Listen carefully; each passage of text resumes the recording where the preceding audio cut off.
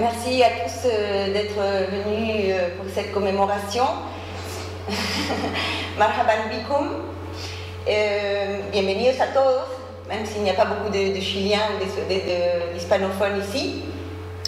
Je voulais, avant de commencer la projection de Chicago Boys, vous dire quelques mots sur le Chili et vous faire un bref aperçu sur la réalité socio-économique actuelle du pays, pour que vous ayez un petit peu un cadre assez complet de la situation. Donc, je suis Signa, je me présente, je suis Signa, je suis chilienne, je suis née au Chili, bien que je n'ai pas pu y grandir pour des raisons politiques, et je suis aussi donc responsable de ce bureau qui est, disons, assez récent ici à Tunis. Donc nous avons voulu commémorer la date du 11 septembre 1973, car cette année 2023, donc cela fait 50 ans du coup d'État de la bourgeoisie contre l'unité populaire, qui a été lidéré par le président martyr Salvador Allende. Cela a été donc une date tragique et une leçon pour le Chili et le monde. Donc je vais vous faire un petit historique pour que vous, à partir de 1973 jusqu'à nos jours, puis vous donner des données sur quelles sont les richesses du pays, la structure économique du pays et aussi la condition sociale de la majorité des Chiliens aujourd'hui. Ça va être bref. Donc à partir de 1973, vont commencer 17 ans de dictature militaire avec la junte du général Pinochet et 50 ans de dictature donc néolibérale ou ultra-capitaliste, causant la mort de milliers de militants socialistes et communistes, des militants chrétiens. Il y avait beaucoup aussi de prêtres chrétiens qui ont été torturés ou qui sont morts, qui ont été assassinés. Il y avait aussi des non-militants, avec plus de 3225 Chiliens qui ont été tués, 1200 qui sont toujours considérés disparus, donc il y a beaucoup de disparus encore, 38 000 personnes ont été torturées et des milliers d'exilés, dont je suis aussi le produit. Donc un drame actuel pour des milliers de familles au Chili. Le Chili, après le coup d'État, deviendra donc un laboratoire ultra-libéral sous l'influence de ces Chicago Boys, qui sont ces économistes américains qui étaient favorables à la liberté de marché. D'accord ?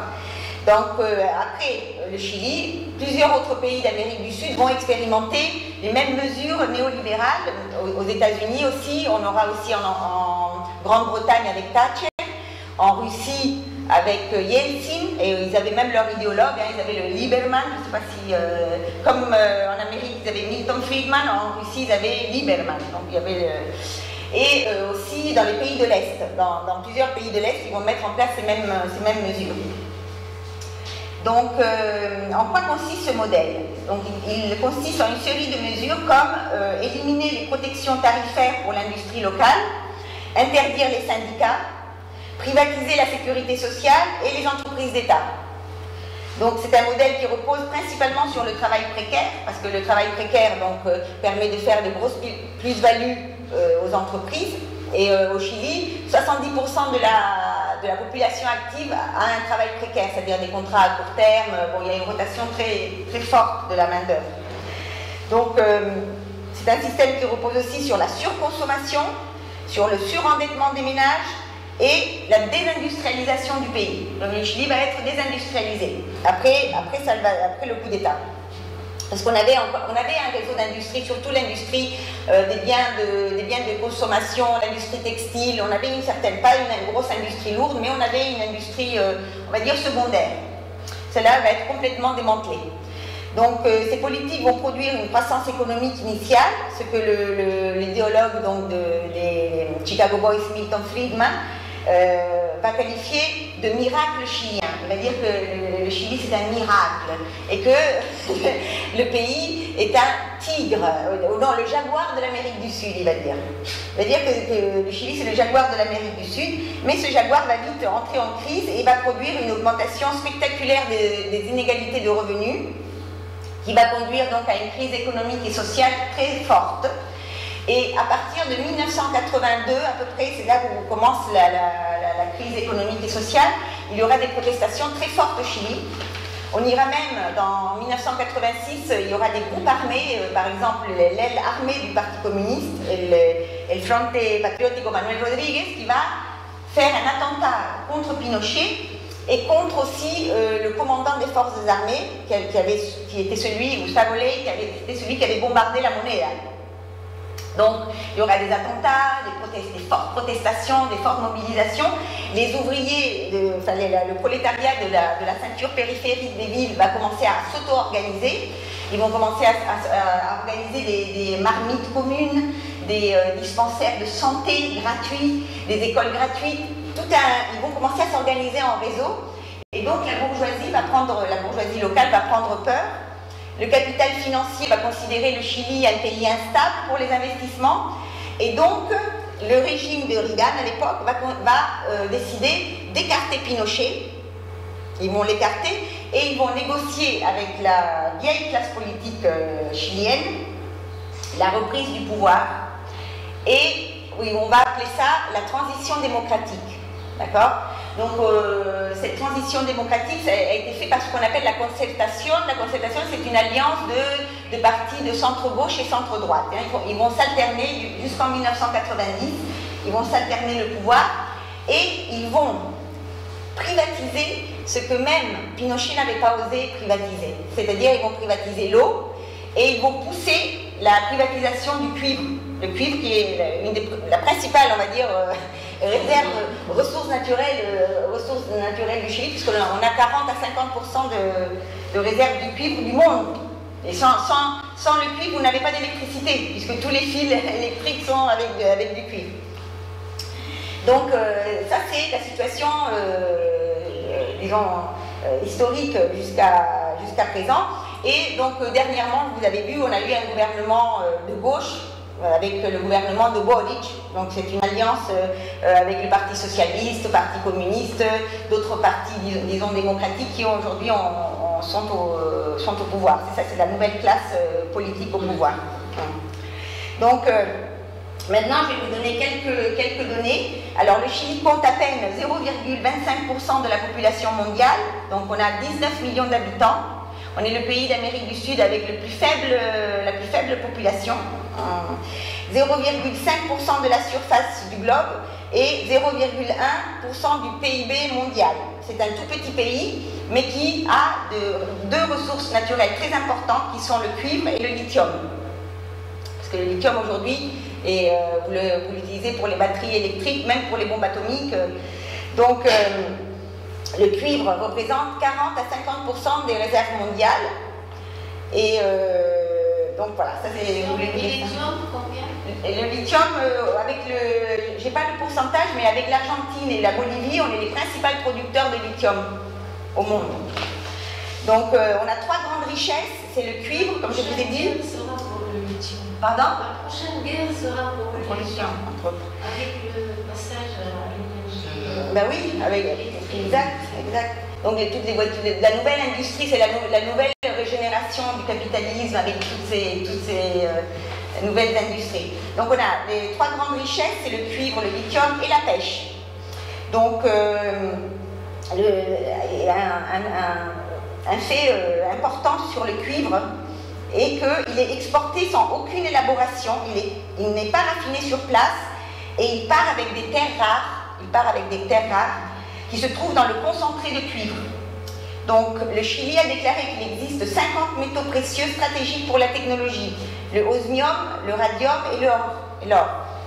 Donc ces terres rares valent 4 fois plus par tonne que le cuivre. 1200 bateaux partent chaque année avec du concentré de cuivre pour le raffiner et le fondre hors du pays. Donc on perd non seulement en richesse, mais en plus en poste de travail, si on pouvait le raffiner et l'élaborer sur place. En ce qui concerne le lithium, donc, dont le Chili, avec l'Argentine et la Bolivie, sont les principaux producteurs, notre cher gouvernement a refusé de s'allier avec l'Argentine et la Bolivie pour créer une espèce de cartel du lithium, comme l'OPEP par exemple, pour essayer de contrôler le prix du lithium. Ils ont refusé. Donc, de ce point de vue-là, on est perdant. Et on est perdant, et ça montre aussi le degré de soumission du gouvernement chilien aux transnationales.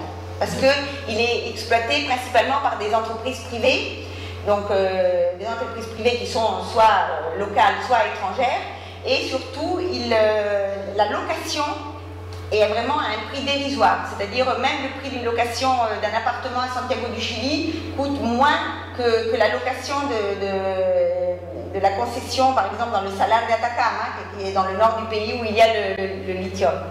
Donc c'est vraiment tous des revenus que l'État ne peut pas percevoir. Et il ne paye ni impôts ni royalties. Depuis quand, pardon, ça existe, ce cartel? Non, il n'y a pas de cartel. Pour le moment, il n'y en a pas. Non, Bolivie et l'Argentine. Non, il n'y en a pas. C'est un projet. C'est un projet de créer un cartel du lithium, mais le Chili a refusé de faire partie de ce cartel. Et donc, pour le moment, je ne sais pas s'ils sont en négociation entre l'Argentine et la Bolivie, mais le Chili... Ça n'existe pas encore. Non, ça n'existe pas. Donc après, on a la pêche qui est détenue par cette famille, parce que le Chili a 4200 km de côte. Donc on a le courant de Humboldt qui vient de l'Antarctique, qui est un courant où il y a beaucoup de phytoplancton. Le phytoplancton qui permet d'avoir beaucoup de richesses halieutiques. Donc on a une grande variété de poissons, crustacés, etc.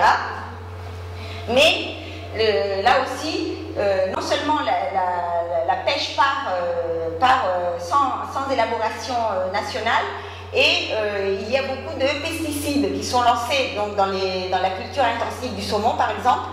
Et donc ça appauvrit aussi la biodiversité. On a d'autres richesses comme les richesses aussi forestières, pour la cellulose, le papier, l'agroalimentaire et le vin. Mais toutes ces richesses ne bénéficient pas, ne sont pas bénéfiques pour le peuple chilien. Donc, et même, une autre chose, c'est que même pour certaines de ces richesses, par exemple pour le lithium, c'est une richesse qui est non renouvelable. Donc une fois qu'on aura exploité le lithium, on n'aura plus rien, c'est-à-dire on aura le même problème qu'avec le salpêtre. Je ne sais pas si vous savez le salpêtre qu'on utilisait pour les fusils. Le Chili était un gros producteur de salpêtre aussi. Une fois que les compagnies minières anglaises, anglo-américaines ont fini d'exploiter le salpêtre, c'est fini, on n'en avait plus, donc ils avaient tout pillé. Donc ça c'était pour vous dire quelles étaient les richesses. La structure de l'économie chilienne. Donc c'est une structure principalement oligopolistique, c'est-à-dire il y a 4-5 grandes familles qui détiennent tous les secteurs de l'économie chilienne, je ne sais plus. Donc des familles comme Angelini, Luxic, Polman, Piñera, Yarur, donc elles sont liées aux capitaux étrangers. Ce sont des porteños. Hein? Ce sont des porteños. Porteños? Porteños c'est en Argentine. Si pour la Chili, je sais. Porteños, je ne sais pas qu'est-ce que vous voulez dire. Les porteños, ce sont la bourgeoisie des villes côtières. Ah, porteños, dans le sens qu'ils sont côtières, d'accord, oui, peut-être aussi, oui. Donc ils sont liés aux capitaux américains, anglais, canadiens, japonais et aussi aux narcotrafiquants. Il y a beaucoup d'histoires de corruption.